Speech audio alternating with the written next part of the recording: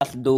एक पत्रकार सम्मेलन में संवाददाताओं के प्रश्नों का उत्तर देते हुए प्रधानमंत्री महोदय ने कहा कि इस देश को यदि आगे ले जाना है तो हमें पंचवर्षीय योजनाओं के द्वारा प्रगति करनी होगी।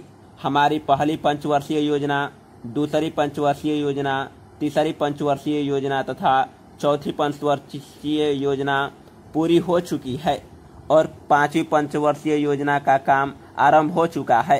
प्रथम पंचवर्षीय योजना एवं द्वितीय पंचवर्षीय योजनाओं के लक्ष्य प्राप्त कर लेने से हमारे देश में उद्योगों का जाल बिछाया जा सका।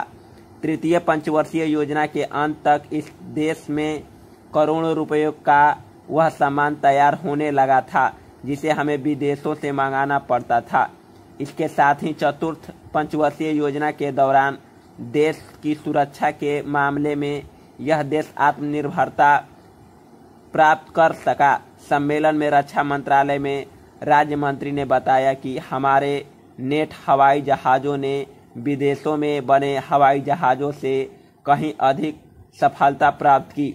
उन्होंने यह भी बताया कि वित्त मंत्रालय ने देश की सुरक्षा के लिए धन की कमी को प्रगति के मार्ग में आड़े नहीं आने दिया, जिसके फलस्वरूप हमारे रक्षा सामग्री के उत्पादन करने वाले कारखानों में अधिक उत्पादन हो सका।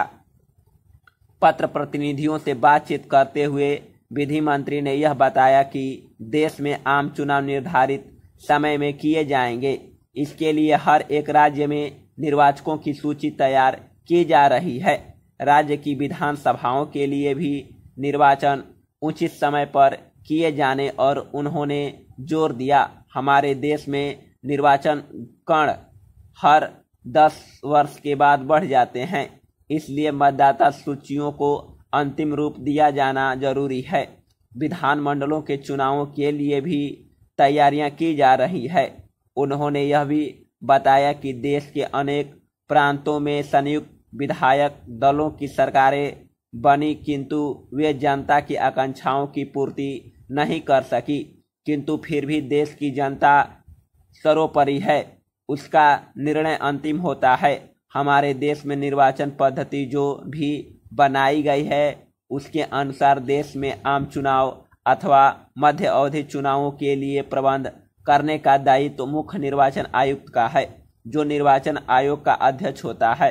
निर्वाचन आयोग के और भी सदस्य होते हैं जो कि देश के चुनावों के लिए जिम्मेदार होते हैं। कुछ विधायिका सभाओं के लिए अप्रत्यक्ष निर्वाचन पद्धति अपनाई गई है, जिनके लिए समय समय पर चुनाव होते हैं। शिक्षा उप मंत्री ने कहा कि हमने अपने देश में प्राइमरी शिक्षा को अनिवार्य रूप से लागू कर दिया है।